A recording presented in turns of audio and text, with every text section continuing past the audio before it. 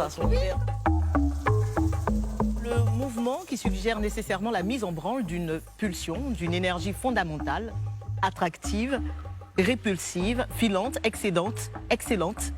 Sans doute en est-il, et en sera-t-il toujours ainsi, des phases d'une vie que nous pénétrons ici et maintenant. Apouchou, la vie qui est là.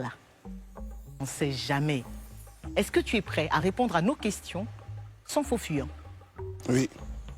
On va commencer par ton enfance, Apouchou. Tu nous as donné quelques bribes de cette enfance sulfureuse, j'ai envie de dire. Quel genre de gamin étais-tu? Bon, j'étais un jeune un peu têtu quand même. Têtu? Voilà, un peu têtu. Je pourrais dire que j'étais un jeune un peu têtu parce que je n'écoutais pas forcément ce que les gens disaient. Voilà, je voulais faire forcément qu'à ma tête. Voilà, faire ce que j'ai envie de faire et tout ça. À ton avis, qu'est-ce qui te rendait têtu? Est-ce que c'était une façon de te rebeller d'un certain manque ou Bon, ce qui me rendait têtu un peu, c'est que bon, voilà, j'étais qu'entouré par des femmes. Voilà, parce qu'il n'y avait pas de père à côté. Donc tu sais, quand il n'y a pas d'homme, forcément, c'est voilà, tu es entouré que des femmes. Donc ça fait que voilà, tu te sens un peu rebelle quand tu es un homme, quoi. Il paraît que tu as beaucoup fatigué ta maman. Ben, tu nous as raconté un peu. Hein. Quelle est la pire galère que tu lui as fait vivre quand tu étais encore enfant? Est-ce que tu te rappelles un moment où tu lui as fait vivre vraiment la peur de sa vie, on va dire? Oui, la peur de sa vie, je crois, j'étais j'étais au primaire, j'étais soit au CE1 ou au CM2, ou au CE1 ou au CM1. Je partais à l'école et puis je crois que mon école, au fait, c'était juste à 500 mètres de la maison. D'habitude, maman, je marche pour aller à l'école. Et ce jour-là, il y a un bus qui passait. Donc j'ai dit, je vais prendre un bus pour aller et qui allait forcément me descendre juste un peu à côté. Et après, le bus m'a envoyé à Djamé. Je me suis perdu durant 3 jours. Maman m'a cherché durant 3 jours. Et c'est une dame qui m'a récupéré. Et c'est ainsi que maman est partie à la police, tout ça. Et c'est quand c'est arrivé à la télévision que la dame a su au fait que c'était ma maman et tout ça. Donc, tu as eu peur? Ouais, j'ai eu peur quand même. Je pleurais. La dame m'a trouvé dans la rue, je pleurais. Je crois que j'avais au moins 8 ou 9 ans. Je pleurais et puis elle m'a récupéré. Elle m'a demandé, tu fais quoi ici? J'ai dit non, que je suis perdu. Elle m'a demandé, tu es quitté où? J'ai dit, ah, je viens d'Abobo. Elle me dit, mais tu viens d'Abobo où? Tellement paniqué, je ne lui disais pas les choses telles comme il se devait, quoi. Et tant, bon, après, la dame m'a gardé 1 jour, 2 jours. Après, au 3e jour, maman m'a retrouvé. Quand elle a vu à la télé. Ta maman t'a eu très très jeune, Apouchou. Quelle a été l'épreuve la plus difficile que tu as traversée avec elle? Je suppose que tu as vécu une enfance pas du tout facile. On a traversé beaucoup de choses. On a traversé beaucoup de choses. Je me rappelle qu'on nous a mis dehors sur la pluie. Moi et maman, on habitait dans un studio qu'elle n'arrivait plus à payer. On nous a mis dehors sur la pluie. Après, on s'est retrouvés chez son grand frère, où il y avait des problèmes entre maman et sa femme et tout ça. Après, il nous a mis dehors. On s'est retrouvés à dormir dans une église. Vraiment, on a vécu tellement de choses que vous ne pouvez même pas imaginer. Quels étaient tes rapports avec ton papa à l'époque? Papa, je ne l'ai pas connu. Pas du tout, même pas aujourd'hui? Je ne l'ai pas connu parce que... Voilà, je ne l'ai pas connu et... J'ai jamais demandé aussi à maman qui était mon père. Jamais? Jamais.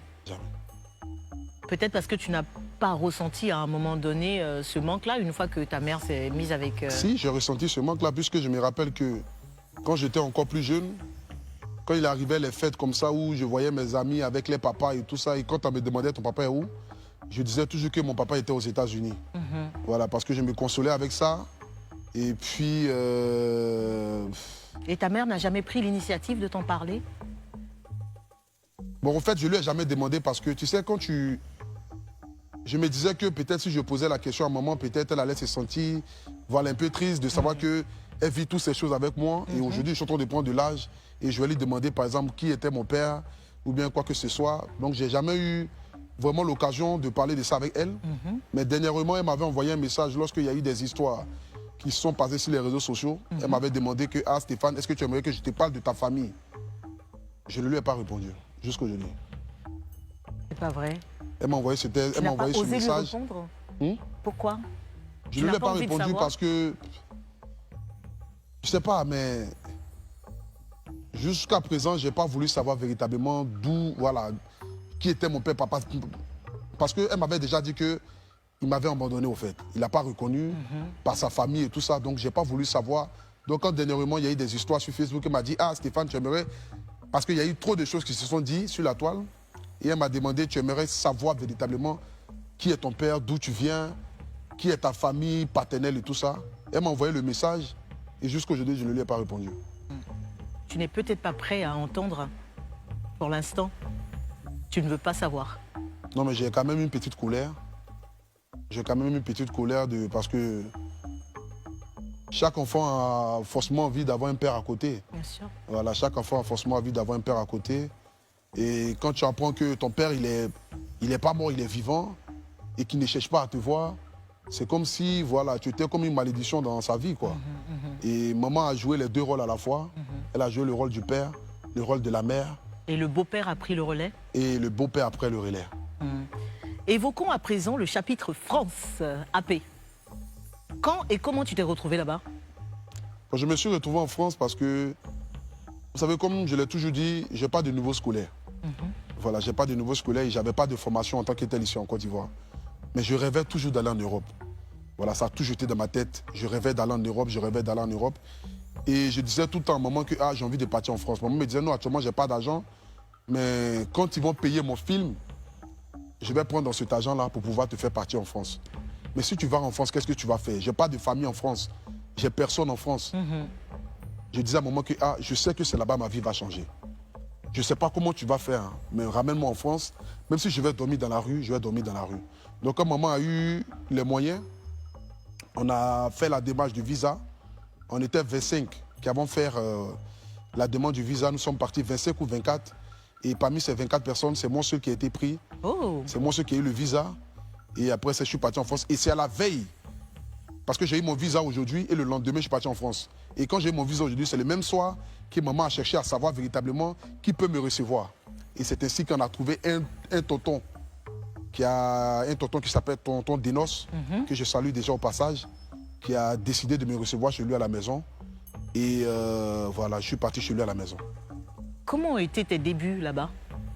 Mes débuts n'ont pas été aussi difficiles en tant que tel, parce que j'ai eu la chance de partir chez mon tonton qui m'a vraiment accueilli, qui m'a montré un peu comment la France comment est-ce que la France se passe.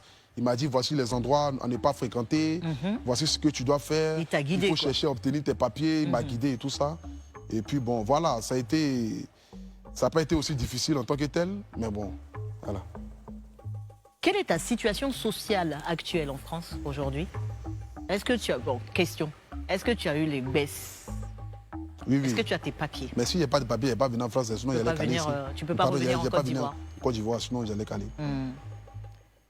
Tu nous as raconté tes frasques quand tu étais encore un gamin.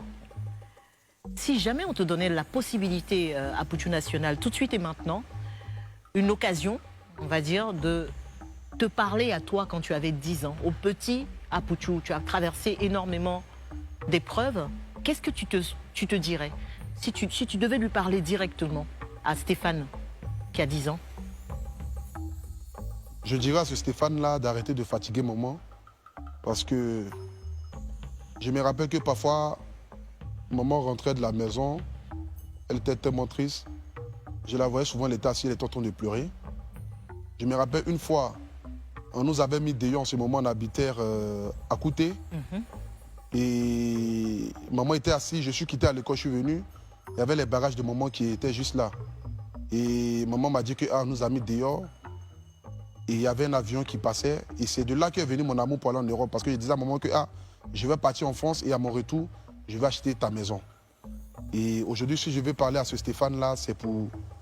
Je leur ai dit que, voilà, d'être plus doux avec maman. Voilà, d'être plus doux avec maman parce que maman faisait de son... Maman fait de son mieux. Elle fait ce qu'elle peut faire. Voilà, elle fait ce qu'elle peut faire. Souvent, quand maman me donnait 500 000 francs ou bien soit 10 000 francs pour les fêtes, je me plaignais. Je me disais peut-être qu'elle avait plus, qu'elle ne voulait pas donner. Mais parfois, aujourd'hui, je me rends compte que c'était parfois même, souvent même, elle partait prendre crédit pour pouvoir me donner de l'argent pour aller pour aller m'asseoir avec mes amis, pour ne pas que je me trouve dans la honte le jour de mon anniversaire. Donc j'aurais dit à cet enfant-là d'être... Tu lui aurais dit de moins fatiguer, maman. Maman Brigitte. Et est-ce que tu penses que Brigitte est fière de toi aujourd'hui? Oui. Je pense qu'elle est fière parce qu'elle me le dit. Elle me le dit, elle me dit que je suis fier. Elle est fière de moi aujourd'hui, de là où je suis. Parti de vraiment de rien.